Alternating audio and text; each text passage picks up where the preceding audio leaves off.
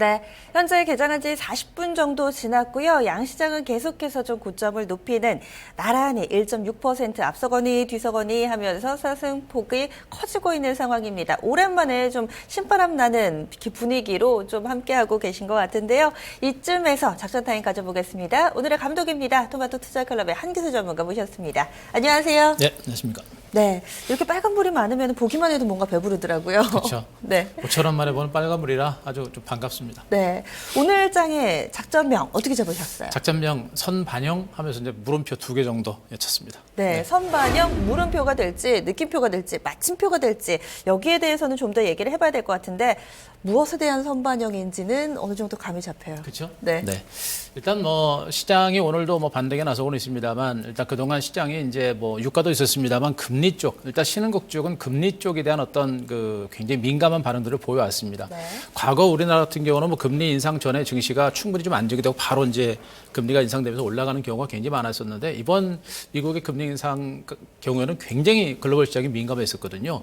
그래서 과연 이게 이 증시가 과연 미국의 금리 인상 전에 시장이 금리 인상 재료가 선반영이 된 것인지 아닌지 요거를 분명히 우리가 알고서 지금 장세를 좀 대응을 해야 될 것 같습니다. 그래서 오늘 뭐 시장이 좀 뭐 모처럼 반등이 나오고 있습니다만 과연 이런 재료들이 충분히 반영됐는지 이런 것들 이런 것들을 계속 체크를 하시면서 대응을 하셔야 될 것 같습니다. 네, 그러면 저희가 체크 포인트로 좀 더 구체적으로 지금부터 짚어드리겠습니다. 오늘 체크 포인트는 3가지입니다. 첫 번째로는 금리 인상 폭이고요. 그리고 두 번째로는 인상 이후의 주가 흐름, 세 번째로 외국인입니다.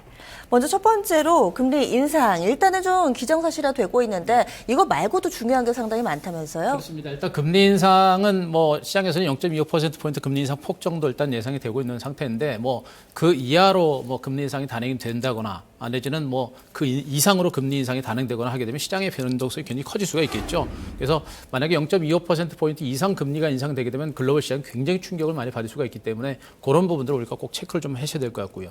그리고 또 한 가지는 이제 제넷 옐런 의장이 이제 금리를 정책을 펴낸 후에 앞으로 금리를 어떤 식으로 이제 조절하겠다라는 그런 내용이 굉장히 중요합니다. 기존처럼 금리 인상을 앞으로 단행을 하더라도 상당히 긴 시간 동안 이제 현재 금리를 유지하면서 금리 인상을 천천히 서서히 하겠다라는 그런 어떤 시각, 그런 얘기를 한다고 한다면 글로벌 시장에서는 상당히 안정감을 주는 어떤 재료가 될 수 있겠죠. 그게 되게 중요한 거죠. 이 기자회견이나 혹은 이 성명서에 그렇죠. 점진적이라는 말이 들어가나 마느냐, 말로 그치느냐, 문서로 쓰느냐, 이 그렇죠. 차이가 크죠. 그것도 그렇죠. 그게 굉장히 중요합니다. 그래서 뭐 금리 인상 폭은 어느 정도 이제 시장에서 나온 얘기들이 있기 때문에 뭐 2% 이상까지는 뭐 단행될 가능성은 높지 않고요.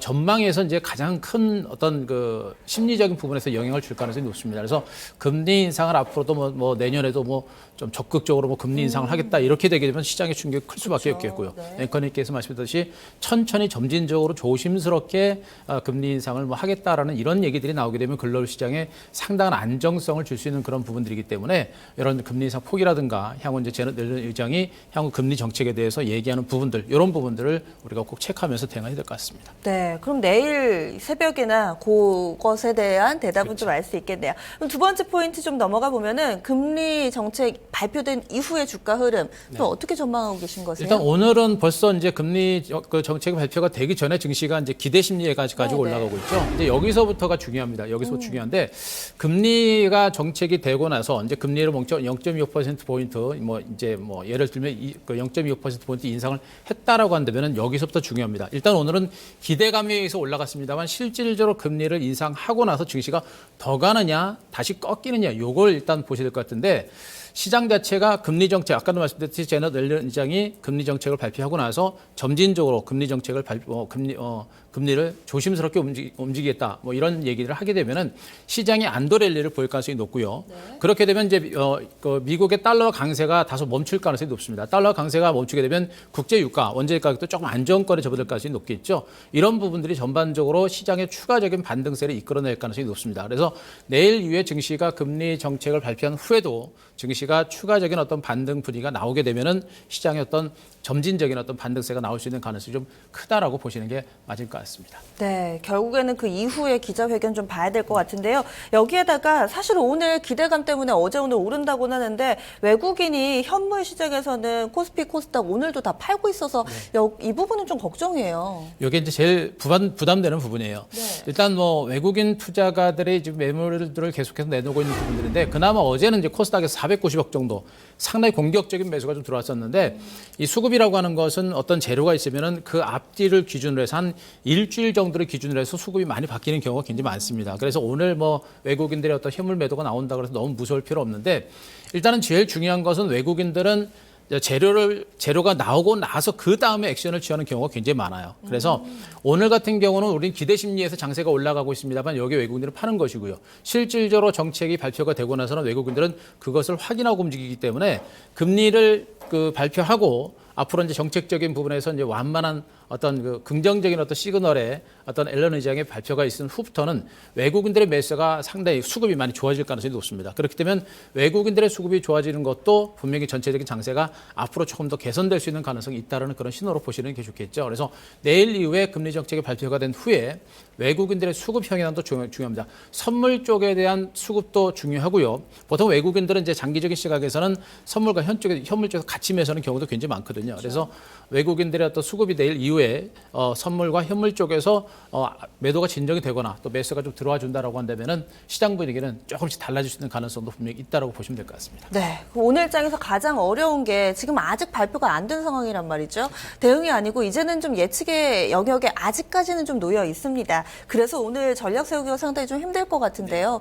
좀 어떤 점이 어떻게 대응을 해봐야 될까요? 일단 전략적인 부분들을 일단 보시게 되면은 일단 금리 인상 제 판단은 그래요. 제 판단으로는 일단 금리 인상이라는 재료는 일단 선 반영이 된 것으로 보고 있습니다. 그래서 오늘 증시가 일단 반등이 좀 나오고 있는 것으로 보시면 될 것 같은데. 선반영이란 말씀은 이 금리 인상을 했을 때 유동성이 빠져나가고 이에 따른 충격은 이미 반영이 됐다. 그렇습니다. 네. 그러니까 앞서는 제가 이제 뭐 더 조심스럽게 뭐 미국이 금리 인상을 얘기를 하고 그다음에 제넷 옐런 의장의 그 흐름 뭐 발언들을 더 체크하면서 시장을 조심스럽게 보자라는 그런 말씀을 드렸습니다만 그래도 그거보다 한 템포 좀 이전에 어떤 정책적인 어떤 전략적인 부분들을 본다고 한다면 저는 이제 선 반영됐을 가능성이 좀 크다라고 보고 있는 것이고요.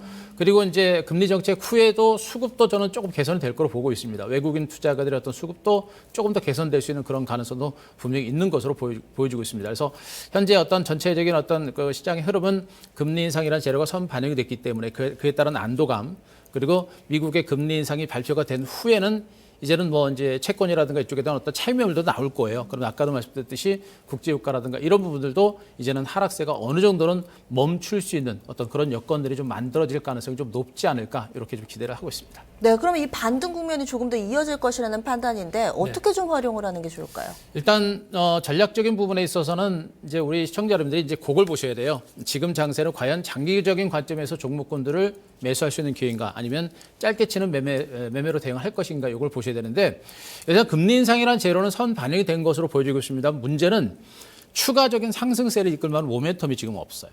네, 그게 좀 약합니다. 그래서 외국인 수급이 좀 개선이 되고 시장에 이제 금리 인상인 재료가 선 반영이 되면서 어느 정도까지는 올라갈 수 있겠습니다만 적어도 코스피 지수가 2000선 상단까지 올라가려면은 추가적인 상승을 이끌 만한 모멘텀이 있어야 되는데 그게 좀 약합니다.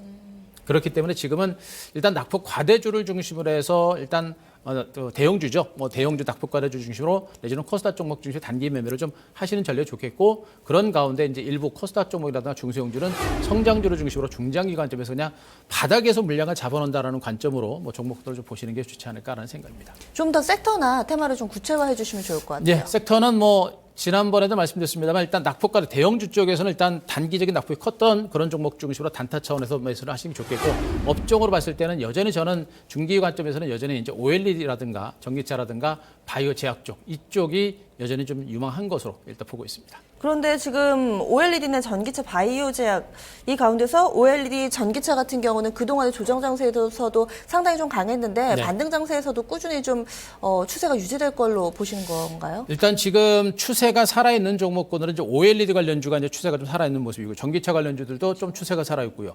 바이오 제약은 지금 이제 중간 바닥을 만들어가는 과정들이거든요.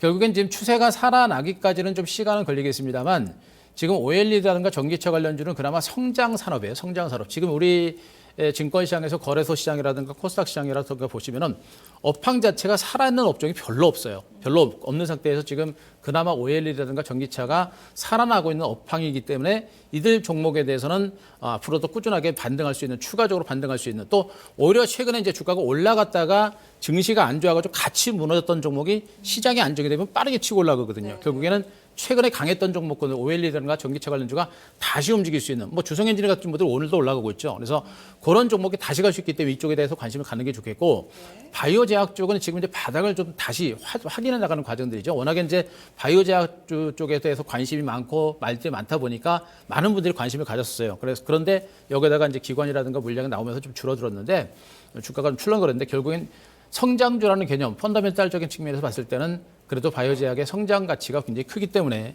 점진적으로 움직일 수 있는 가능성은 열어두고 일단은 좀 봐야 되지 않을까 이렇게 보고 있습니다. 마지막으로 한 가지만 여쭤볼게요. 지금 대형 낙폭과대주 말씀해 주셨는데 오늘 그래서 그런지 선반영 때문에 그런지 지금 좀 자본재 쪽, 이쪽 뭐 증권이라든지 건설 쪽의 반등 흐름이 유독 좀 눈에 띕니다. 반등에 몸을 실어도 될까요? 저는 아니라고 봅니다. 이쪽은 또 아니고. 일단 그 낙폭과대주들은 일단 오늘 좀 올랐고요. 이제 많이 오르게 되면 제가 보기엔 내일 정도까지는 한 번 정도는 올라갈 수 있을 거로 보고 있는데 일단 그래요. 일단 최근에 금리가 인상되게 되면은 이제 보통 이제 철강주라든가 원자재 관련주가 있죠. 원자재 관련 철강이라든가 이런 어떤 건설주들이 금리가 인상이 되게 되면 재료 선반영에 따라서 기술적인 반등이 나오는 게 맞습니다. 그래서 내일 이후에 금리가 인상이 되게 되면 내일 정도까지는 뭐 반등이 하루 이틀 정도 더 가더라도 그 구간에서는 저는 뭐 추가적인 반등이 쉽지 않을 거로 보고 있어서 뭐 하루 이틀 1박 2일, 2박 3일 정도 본다고 한다면 단타 차원에서 뭐 쫓아갈 수 있겠습니다만 그 이상의 시세를 보는 거는 조금 무리가 있지 않을까라는 생각입니다. 네, 알겠습니다. 오늘 말씀 고맙습니다. 네, 고맙습니다. 오늘의 작전타임 감독은 토마토 투자클럽의 한규수 전문가였습니다. 선반영이라고 물음표를 달아서 출발을 했는데 느낌표로 바꿔보셔도 될 것 같아요. 예, 한 전문가의 의견은 선반영이 됐다라는 측면입니다. 따라서 좀 당분간 반등은 이어지지만 상승 모멘텀도 제한적인 상황이어서 종목별로 대응 전략 중요하다라고 강조해 주셨는데요. 낙폭과대주, OLED, 전기차, 바이오 제약 쪽에서의 돌파구를 찾고 있습니다.